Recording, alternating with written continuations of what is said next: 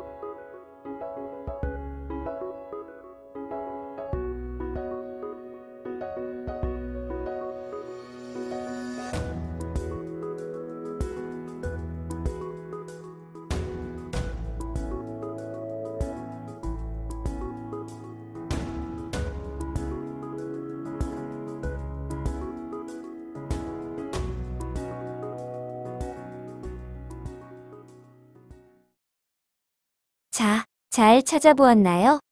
그럼 이제부터 여러분이 찾은 단어를 옆에 있는 친구와 비교해보세요. 나랑 같은 점은 무엇인지 다른 점은 무엇인지 생각해보면서 천천히 살펴보기 바랍니다.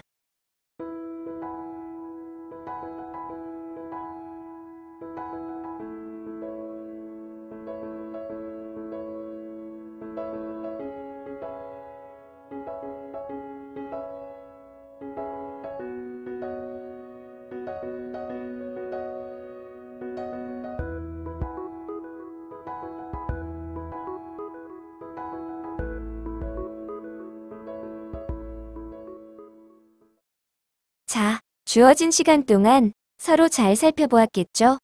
그럼 내가 찾은 단어와 친구가 찾은 단어를 비교해보는 활동을 통해 무엇을 느꼈는지 얘기해볼 친구 있나요? 네, 제가 발표해 보겠습니다. 나랑 친구는 서로 비슷한 점도 있지만 전혀 다른 부분도 있다는 것을 알았습니다. 그래요. 잘했습니다. 그럼 어째서 그런 차이가 생기는 것인지도 말할 수 있나요? 네, 사람은 저마다 다른 특성을 가지고 있기 때문입니다. 타고난 특성도 있겠지만 살아온 환경과 배경 지식이 다르고 서로의 생각이 다르기 때문에 특성도 달라진다고 생각합니다. 맞아요. 아주 잘했어요. 그럼 화면에 보이는 그림을 보고 오렌지와 사과 중 어떤 과일이 더 좋은 과일인지 말해볼까요? 저는 사과가 좋은 과일이라고 생각합니다. 사과는 피부도 좋게 해주고 항암 효과도 있으며 폐기능까지 좋게 해주는 과일이라서 우리에게 이로움을 주는 과일입니다. 그렇기 때문에 사과가 좋은 과일입니다. 저는 생각이 다릅니다. 사과와 오렌지의 맛과 모양은 다르지만 두 과일 모두 사람에게 좋은 과일입니다. 하준이는 사과의 효능만 얘기했지만 오렌지 또한 비타민C를 풍부하게 가지고 있고 항암작용의 위장기능 강화까지 사람에게 아주 좋은 훌륭한 과일입니다. 나름의 차이가 있을 뿐 어느 것이 좋다라고 말하기는 어렵습니다. 네, 다인이 말이 일리가 있네요. 화면에서 보는 과일은 둘 다 과일입니다. 두 가지 과일 모두 사람에게 좋은 성분을 갖추고 있죠. 사람도 마찬가지 아닐까요? 서로의 모습이나 특성은 다를 수 있지만 모두가 똑같은 사람입니다. 나와 특성이 다르다고 하여 다른 사람을 무시하거나 나쁘다고 할 수는 없겠지요. 겉으로 보이는 모습이 그 사람의 전부가 아닐 수도 있고 사람에 따라 같은 상황에 대한 판단이 다를 수 있습니다. 물론 사회적으로 약속된 규칙이나 법률 안에서 말이죠. 나와 다른 모습이나 습관을 가지고 있다고 해서 또는 나와 다른 생각이나 판단을 한다고 해서 무작정 그 사람을 무시하고 비난하는 행동은 삼가야 할 것입니다. 서로의 차이를 인정하고 그 차이를 이해하려는 태도를 갖고 서로를 대한다면 주변 사람들의 편견과 간섭에 힘들어하던 사람들도 더욱 따뜻해진 세상 속에서 행복한 삶을 살 수 있을 것이라 생각합니다. 자, 그럼 다음 활동으로 넘어가겠습니다. 이번에 할 활동은 나의 장점과 단점을 주머니 모양의 그림에 써넣는 활동입니다. 주머니 모양의 그림이 없다면 그냥 동그란 원 2개를 그려넣고 수업에 임하도록 하세요.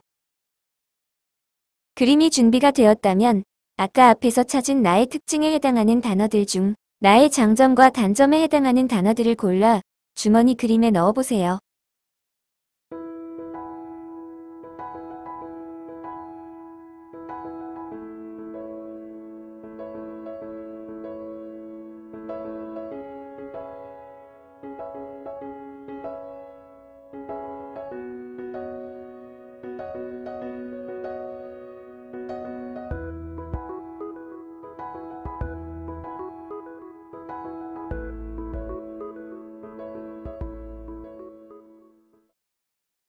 자, 그럼 하준이는 뭐라고 적었는지 발표해 볼까요?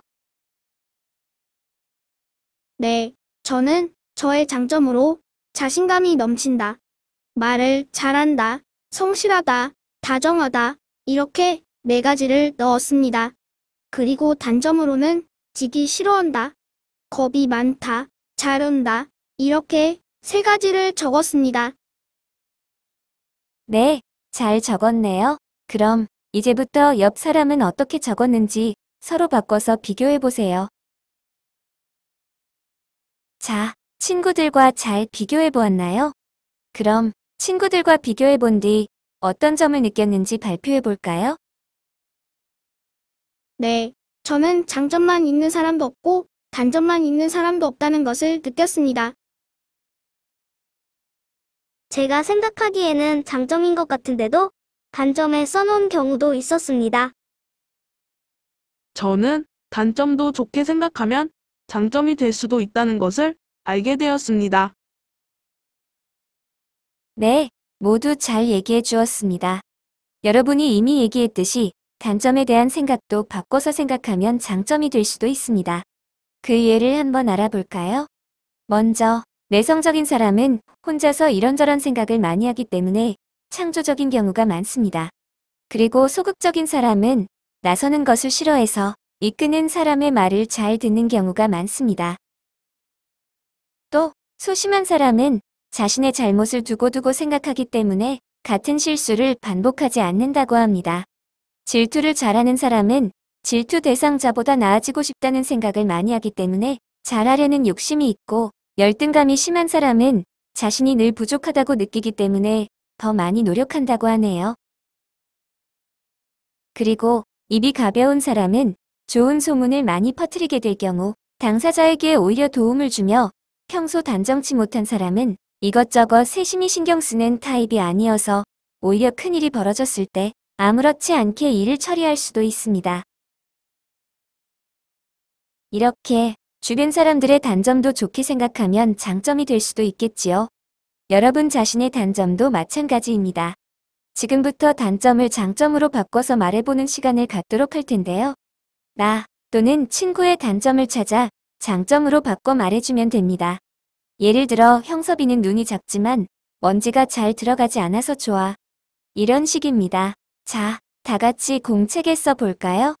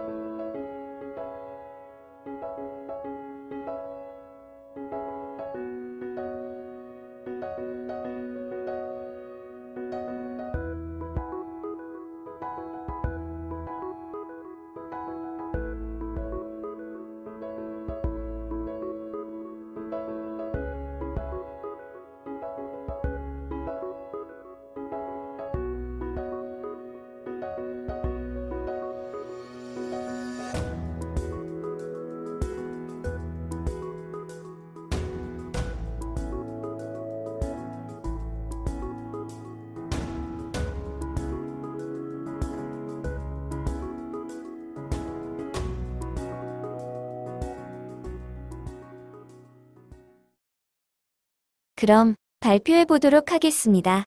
누가 발표해 볼까요? 네, 제가 먼저 발표하겠습니다. 다인이는 말이 많다는 단점을 가지고 있지만 그만큼 많은 정보를 주기도 하고 같이 있으면 심심하지 않다는 장점으로 바꿔볼 수 있습니다. 하준이는 자신감이 부족하지만 그만큼 신중하고 노력을 많이 합니다. 동훈이는 키가 작지만 그만큼 귀엽고 낮은 곳을 자세히 볼 수 있다는 장점을 가지고 있습니다. 네, 모두 잘 말해주었습니다. 그럼 이제부터는 친구의 단점을 나쁘게만 보지 말고 좋은 면을 보도록 노력하고 만약 남에게 피해가 되는 단점을 가지고 있다면 스스로 고쳐나가도록 노력합시다.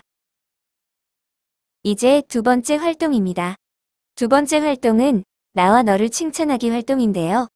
먼저 칭찬의 좋은 점에 대해 말해보는 시간을 갖도록 하겠습니다. 칭찬을 하면 어떤 점이 좋을까요? 칭찬을 하면 상대방에게 용기도 줄 수 있고 기분 좋게 할 수도 있습니다. 칭찬을 들은 사람은 자신감을 갖게 되고 더 열심히 하고자 하는 마음이 생깁니다. 칭찬을 함으로써 인간과 인간 사이의 관계가 더욱 돈독해질 수 있습니다. 잘 말해주었습니다. 그럼 여러분이 듣고 싶은 칭찬, 그리고 친구에게 해주고 싶은 칭찬에는 어떤 것들이 있는지 말해봅시다. 저는 넌 참 밥을 복스럽게 먹는구나 라는 말을 듣고 싶습니다. 왜냐하면 주변에서 너무 개걸스럽게 먹는다는 얘기를 들었기 때문입니다. 저는 제가 다쳤을 때 제 가방을 들어주고 제가 혼자 하기 힘든 일들을 함께 도와주었던 재혁이에게 넌 참 마음이 따뜻한 친구야 라고 말해주고 싶습니다. 저는 늘 까불거리지만 친구들에게 웃음을 주는 명찬이에게 늘 우리에게 웃음을 줘서 정말 고마워 라고 말해주고 싶습니다. 저는 넌 언제나 열정이 대단해. 넌 도대체 못하는 게 뭐야? 라는 칭찬을 들어보고 싶습니다. 네, 모두 좋은 말들이네요. 들으면 기분이 좋아지고 힘이 나는 말들이었습니다. 만약 주변에 힘들어하거나 우울해하는 친구가 있다면 이런 칭찬 한 번씩 해주는 것은 어떨까요? 아마도 여러분의 말 한마디에 힘이 솟을지도 모르니까요. 그럼 다음 활동으로 넘어가도록 하겠습니다. 이번에 할 활동은 나를 칭찬하기 활동입니다. 여러분이 잘하는 것에 대한 칭찬이어도 좋고 노력하고 있는 부분에 대한 칭찬이어도 좋습니다. 자신의 어깨를 쓰다듬으며 자기 자신을 스스로 칭찬해 봅시다. 하준아, 넌 그림을 참 잘 그리는구나. 정말 멋져. 다인아, 너 이번에 화를 많이 줄였어. 아주 대단해. 범수야, 넌 발표를 참 잘하는 것 같아. 앞으로도 잘하자. 지은아, 게임 줄인다더니 정말 줄였네. 역시 넌 대단해. 자, 다 해보았나요? 그럼 이제부터는 친구에게 칭찬의 말을 해보도록 하세요.